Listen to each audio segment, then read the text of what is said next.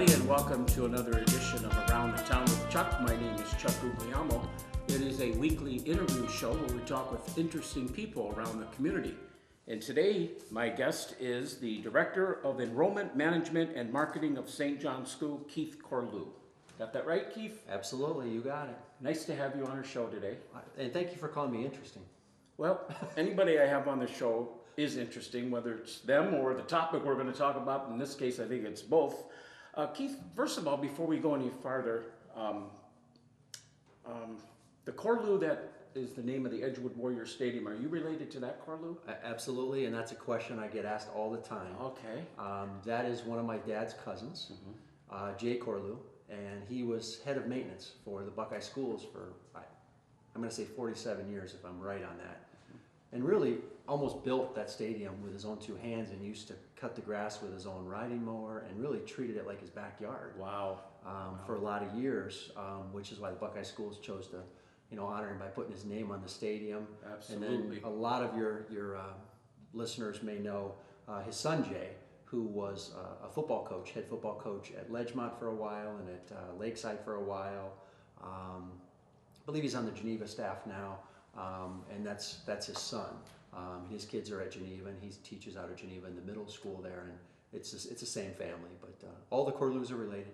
Never met one I wasn't related to. It's just a matter of how many branches down the family tree. So a big family. So big family, and my dad Don usually connects the dots for me when someone says, "Hey, are you related to this Corlew?"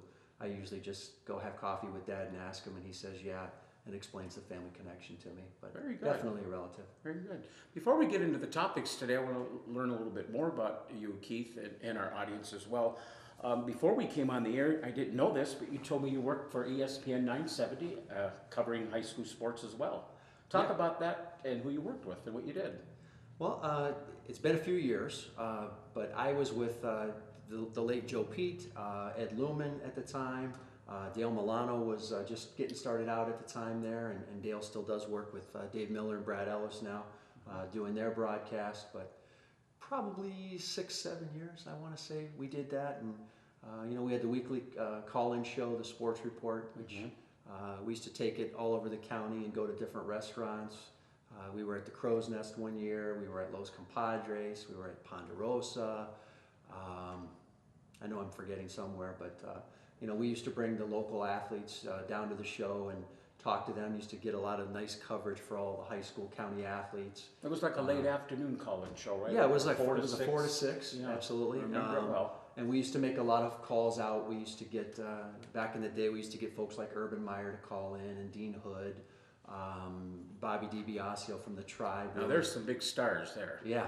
They used to call in. They didn't come down to the Crow's Nest with us, but Sam Ratigliano actually came down to the Crow's Nest. I do remember that. And he was live, which was cool. And then we did the high school football games and the high school basketball games on a rotating schedule. And really, you get to know a lot of the area kids, and you get to cover a lot of the area student athletes, and you get to, put them out there for more and more people and let the county know what some of these kids are doing. I'm going to ask you about that because we cover games here, just the Conneaut games, so we're seeing one team all the time. But what's it like to go around the county and see various teams? It has to be harder to prepare for, right? It's much harder to prepare for. I would think so. And several of us would actually be, using our connections. Just give you an example. When I was with the radio station, I was doing admissions and financial aid up at Notre Dame Cathedral Latin in Chardon, where I worked for 11 years before I came to St. John. And if a county school was playing, say, Newberry or Chardon or somebody up there, I'd make a couple phone calls to some folks that I knew locally, try to get a hold of a roster, try to talk about some of the players, get some background, so that we could bring that to the game on a Friday night, because you might only see, Berkshire one time all season against Edgewood, and you're never going to see them again. You don't know any of their kids, you don't know any of their players, you don't know, really you don't know what their season looks like. So you really, it was a team of folks really trying to get as much background as we could, so that when, Joe and Ed went on air, they could talk educated about a Berkshire team that they'd never seen before. So it was interesting because like I said, you really had to get to know a lot of different schools, and you were making phone calls during the week, and talking to coaches after practice at night, just trying to get a feel for what they were trying to do, so that when you got on air, you sounded like you knew what you were talking about for the audience. So a lot of work goes into that. I guess. What would you say, Keith, was when you were doing it, the best game you ever broadcasted and the best interview you ever had on your talk show? Wow. Anything come to mind? Well, I tell you. I'm sure you enjoyed them all, but I'll tell you. Back then, Lakeside and Jefferson used to have some pretty big football games, some pretty big rivalry games, and they just didn't like each other. That was at the beginning when Lakeside and Asheville and Harbor combined, right? Yeah, and at the time, my cousin Jay Corlew was Lakeside's football coach, and they were very competitive. They were winning 7-8 games a year. Jefferson was winning 7-8 games a year, and they were really the class of the area. And every year, it just seemed like it was a knockdown game, and a lot of people, big crowds, just good football, good high school football, good atmosphere. And I'm not just saying this because I'm in Conneaut, but Conneaut was always one of my favorite places to come. Even to this day, Conneaut is kind of one of those throwback places where when there's a football game on a Friday night, the grandparents in town go, the neighbors go, the whole town comes out for a football game. You don't see that in a lot of places anymore. So I used to always love coming to do the Conneaut games because you knew who was going to be there. You get to run into folks that you didn't get to see all the time. Sure. Because everybody in town will come and support the kids, and that's been lost in a lot of ways, and it's still here in Conneaut, really. Are you disappointed at all that the county teams don't play each other as much as they used to? I'm extremely disappointed in that. Working at St. John now, I know that our athletic director, Nick Irochi, cousin to Nick Irochi Conneaut, right. Conneaut Nick Irochi, we always joke and call him the good-looking Nick Irochi. If you've ever seen our Nick Irochi, you know the difference. Well, I've had him on the show. You know the difference. Yeah. But our athletic director, Nick Irochi, really makes a sincere effort to schedule as many county schools as possible. If that's boys basketball, girls basketball, baseball, softball, wrestling, you name it, because it's so noticeably different. We have a home basketball game at St. John in our new gym, and we play Horizon Science Academy. There's nobody there. Some of our families are there. Some of our students are there, but the other team doesn't bring anybody to the gym, and you're playing in front of a half-full gym. In the last few weeks, we had Grand Valley at our place in a boys' game and a girls' game. Packed place. Our boys' basketball team's going to Edgewood next Friday night. It'll be a full gym. We came out here to the Conneaut tournament over the holidays. Our girls and our boys both came out to play Conneaut. Packed gym. That's great for the kids. It is. It's great for the students to be in that atmosphere and to play in front of that crowd. And that's what you have when you have county schools playing each other.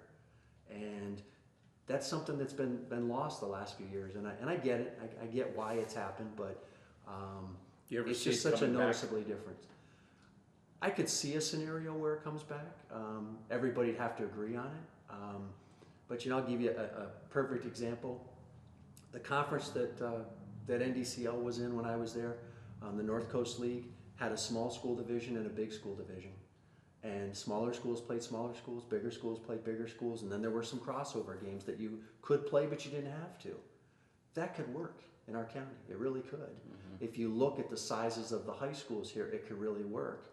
And I know, from St. John's perspective, we enjoy playing the county schools. We really do, because it's good for our kids. It gives them a great high school athletic experience. So we want to play the county schools. We want to play as many as we can. Yeah, I think most of the county schools would rather play the county schools too. There may be a couple of exceptions there, but and that doesn't even take into account the transportation. Right. I hate to say it, but these kids are students first, and it really is tough on a 14, 15-year-old kid when you've got to travel an hour to an hour and a half on a Tuesday night for a game in the middle of winter. And then you got to get home, and you got to eat, and you got to shower when are you going to do homework? Exactly. And they're students first. The local scene it works better for everybody involved.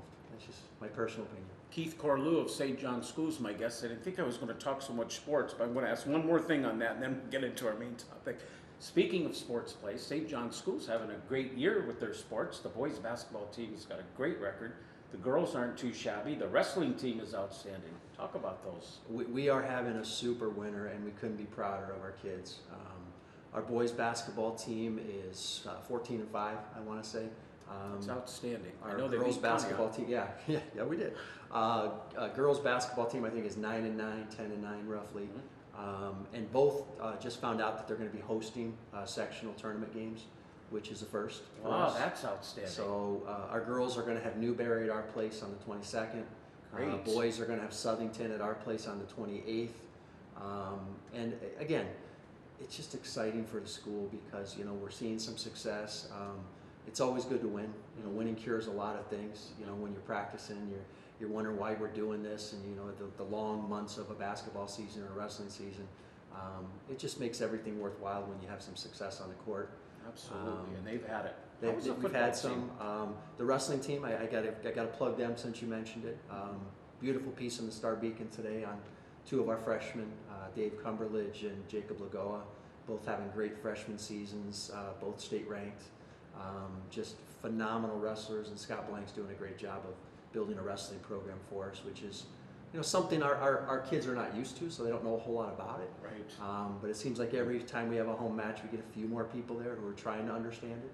I'll be the first to tell you I don't understand it all, but Coach Blank's always there to answer questions when I want to know why this and why that. But really a small team, 8 or 9 kids, but really they work hard and they've had a lot of success. So Of course, we'd have to mention the great year and record-breaking scoring for Tony Masucci. Oh yeah. Most points scored in Herald's history, is that right? Most points in Herald history, just broke that last week in He doesn't a game. like the attention, but I'm going to give it to him anyway. You know, he doesn't. But that's a credit to Tony because, you know, really, you know, he's a great kid, you know, solid, a 3.8 student, has lettered in 4 sports for us at school, and really wants it to be, as it should be, wants it to be a team award. You know, Tony would tell you, you know, if he was sitting here right now, that, you know, all those kids on the team, on the teams the last 4 years, you know, they're the ones who get him the ball where he likes it. They're out there with him. They're playing defense too. It's not just about him. It's a team award in a lot of ways because, you know, the program really was not in a good place a few years ago, and as we win more, you know, everybody scores more, and everybody looks better. So you're right. Tony wouldn't like the attention, but you know, we're all very proud of him. It's a big accomplishment. We're proud of him too. Great sports for St. John's School. Great winter sports. The football team wasn't too bad either, right? We struggled this year, but we have a lot of kids coming back next year, and you know, it's we've only had football back for a few years, so Right, you know, it right. does take time to build a program, and Sure. and we are doing that. The numbers have been better the last few years. We've definitely been more competitive the last few years. Not coincidentally, as the wrestling program grows, so does football. Those are a lot of the same kids, but you know, we're gonna go out and fight every Friday night, and in a lot of ways, you know, having a football team and, you know, being on the field every Friday night is a win because we didn't have football a few years back. So it's great for our friends and our alumni and fans that we have it. Well, let's talk now a little bit about St. John's School. First of all, the enrollment continues to grow. It is a K through 12 building. Is that correct? We actually have a pre-K. Pre-K through 12 Pre-K, building. one of the only ones in the area. So we start little ones as early as 4 years old, and you can go to St. John for 14 years, and pre-K all the way through grade 12. That's outstanding. All one location, new location out in Saybrook. Has that helped the attendance drawing in from, say, Geneva, Madison areas? It's been unbelievable for our enrollment. You know, 5 years ago, the decision was made to move 2 campuses in Ashtabula City into Saybrook Township and move on to Depot Road there. And not only has it put us in the middle of a neighborhood, which, you know, is much more safe, much more secure, but it's been a whole lot easier for everybody to get to. You know, we're right off of Route 84, we're right off of Route 20, so it's opened up Geneva. Kind of an oddity, but we moved further away from Conneaut, but we've seen an increase in families from Conneaut since we moved to Saybrook. I left school today, got right on Route 90, got right off at Route 90, and I was here in literally 20-25 minutes. Very easy drive, mostly freeway. It's opened up Madison for us. We have families from Geauga County that are coming in. So it really has made a big difference being on one campus, but also because of the geographic location, it's just easier to get to for people all over the county, really. Mm-hmm. Pre-K through 12 now, that takes in about what, 400 students plus? 425 pre-K through 12. That's great. We have continued to grow. What that's allowed us to do in our grade school is open a second kindergarten class, second first grade, second grade, third grade class, and next year a second fourth grade class. So as we continue to grow, we continue to offer more for the students in the way of classes, electives, programs, extracurriculars, sports, etc. You have more kids, you have more programs. It just kind of works hand in hand. So it's been a blessing to be in Saybrook for us, really. Any idea, Keith, how that enrollment breaks down between the elementary, middle school, and high school level? Absolutely, that's what I do at the school. We have a lot of students in our elementary school. By design, our plan to grow the school was to grow it from the kindergarten up. And as we started doing that, we have 2 classes, like I said, in kindergarten through 3rd grade. We have a very full 4th grade, pretty full 5th grade and 6th grade. And as those classes continue to move into the 7th grade, 8th grade, 9th grade, the high school will get bigger. But just since we've moved to the Saybrook location, our high school enrollment has doubled in just those 5 years that we've been there. So still not a huge high school. We still would like to grow the high school yet. Sure. But it's doubled in size in the 5 years that we've been in Saybrook. And as those elementary classes continue to move up, we'll continue to get bigger in our junior high and our high school. That's outstanding. I mean, because just what, 10, 15, 20 years ago, there was talk that it may not even exist, St. John's School, because of the enrollment. And look, the big turnaround. As recently as 7, 8, 10 years ago, it's been sooner than that there were concerns, about the sustainability of the school long term, and as all private and Catholic schools are facing now, your revenue is generated by tuition. So, if you don't have students, you don't have schools. That's a nationwide challenge. So, we're very blessed to, the move really has helped a lot. But more than anything, I think that families appreciate and value what we have to offer, and that's really helped us grow a ton. Is that there's a confidence again in the county that St. John's a great place to be. Moving into the Depot Road location, adding the high school classrooms, the high school gym, the cafeteria, the dollars that we put in the facility, it also sends a clear message that we're here to stay, and that's very important too with families. Very good. Staff-wise, how's that? How many staff members? We have 48 teachers. This year we have our first principal assistant principal team. That was new this year for us, splitting that into 2 positions. Sister Maureen Burke is our school president, who's my direct boss, and her and I and Christy Kovacs handle the advancement end of it. So we work with our alumni, we work with capital projects, the marketing of the school, the social media part of the school, fundraising, all of those things.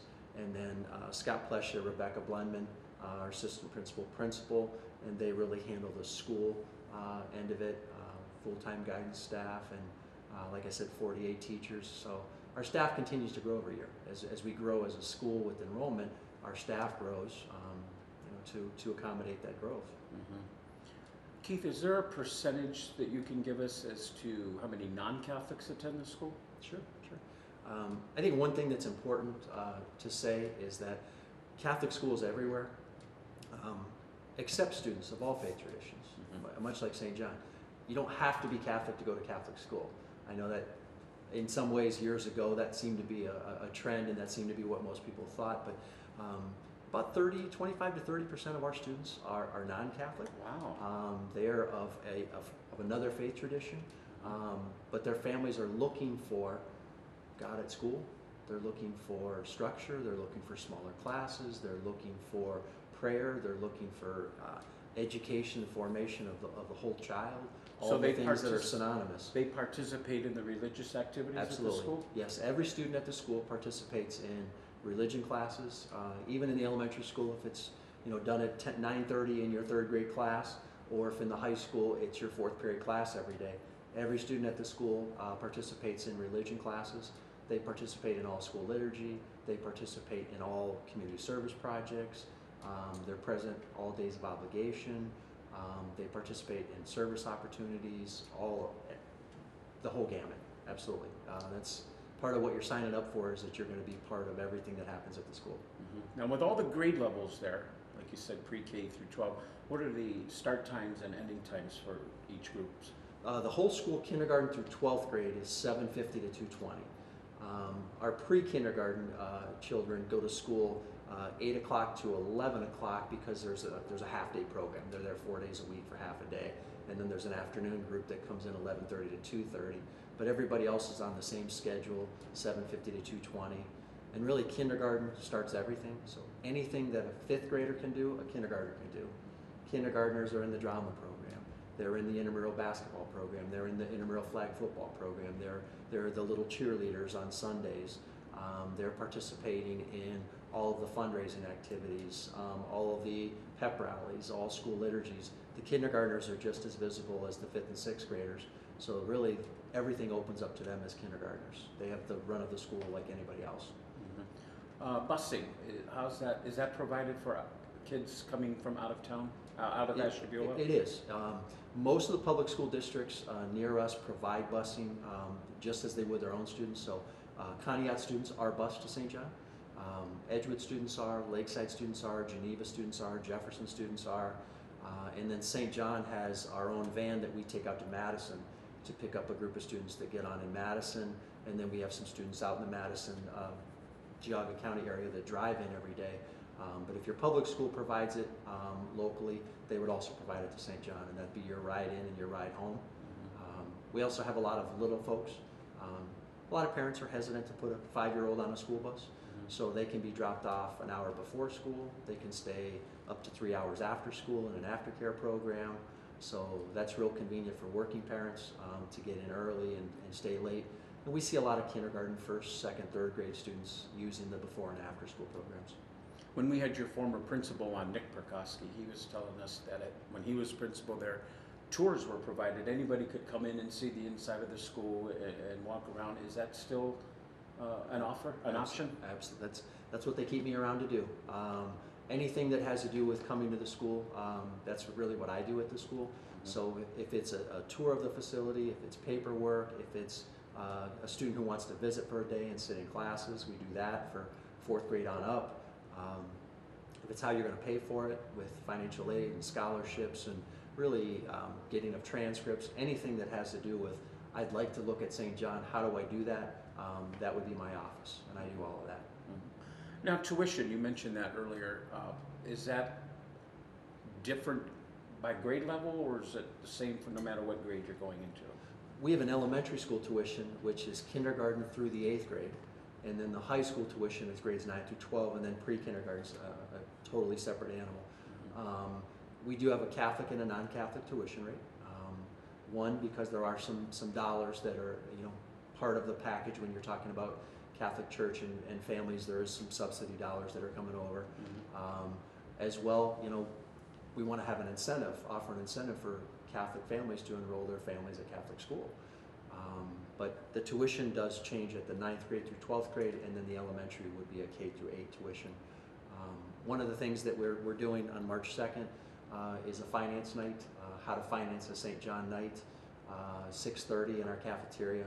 We usually have a pretty packed house, and it's really a great night to come out and find out, can I afford St. John? Because there are a lot of programs.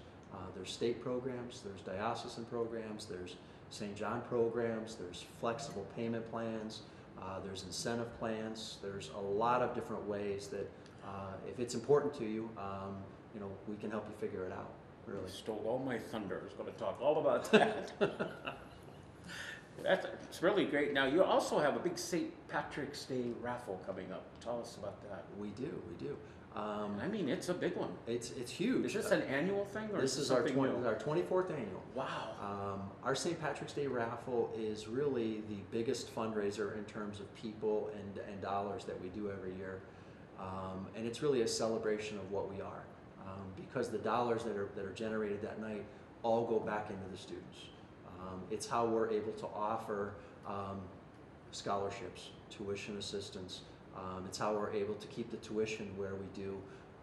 because of the generosity of our families, our alumni, the local community. It's really a night that we get together and we try to raise funds for all of the students at St. John. Every student in our building benefits from that night because the dollars that we raise go right back into them. That's outstanding. And that's when again? I knew you were going to ask me that. That is in March. The Saturday I want to say it's March 11th. Okay, so it's before St. Patrick's. I believe it's March 11th this year. Christy Kovacs is our advancement director. You can contact her at St. John for tickets. She'll let you know how that works. You can buy a table, you can buy an individual seat, you can go in with some other folks to get a table. There's a lot of different ways to do it. But you know, $25,000 is up for grabs. It's a pretty nice top prize. A lot of money to be won that night. Good time. Usually a sold-out crowd in our gym. So it's a real good time. So neat to get those tickets in advance rather than at the door? Or You sell them at the door? definitely want to get tickets in advance because it usually is a sellout event. Yeah. Mm-hmm. It says here on that income-based expansion scholarship for children in grades K through 3 covers the full cost of tuition for a family of 4 earning less than $48,600. Absolutely. It That's is. a deal. It is an unbelievable opportunity Yes. in the state of Ohio. It's called the Ed Choice Expansion Scholarship. It's an income-based scholarship for children that are coming into kindergarten, first, second, third, and fourth grade in the fall of 17-18. And it's strictly based on the size of your family and your family income.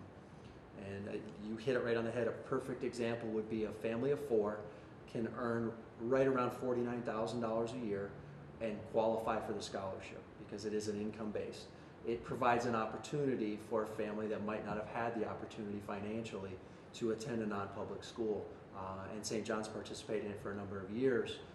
April 15th is the deadline for the scholarship. So you would want to get in touch with me sooner than later so that we can, get you in the building, walk around, get the paperwork in your hands. There is some income verification pieces that have to happen. Logistical stuff like utility bills and stuff like that. The state wants to know that they're giving the right dollars to the right folks.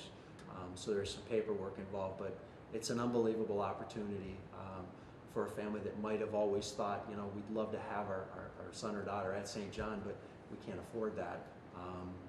This is a way that they can. And how can the folks get a hold of Keith Corlew? You can call St. John at 997-5531. 226 is my direct extension. If you call the main office, they can always find me. If I'm not in kindergarten lunch duty or something, they'll pull me out and we can take you around the school. You can always stop in to pick up paperwork. I'm in the building most days during school hours, before and after. But now's the time that people are starting to look.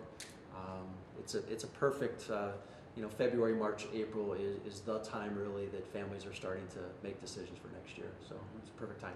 I'm an analytics guy, so what's the breakdown boys, girls at the school in the grade level, in the elementary, middle, and high school levels?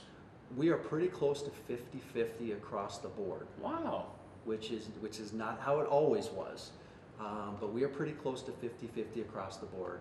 How about that? If I'm not mistaken, we have more boys than girls in the high school, more girls than boys in the elementary school, and it's like 52-48 either way.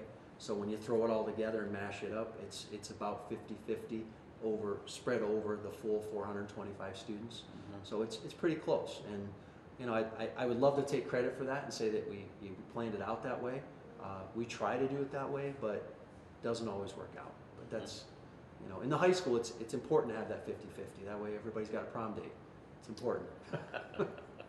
Do you have, obviously I'm sure you do, the elementary kids in one section, the middle school one section, high school in one section of the school building? We do. Since we were able to build the high school classrooms off of our new gymnasium and our new high school library, high school music room, and assistant principal's offices down there, we've really been able to separate them out. Our high school kids love the kindergartners. And the kindergartners think the high school kids are rock stars.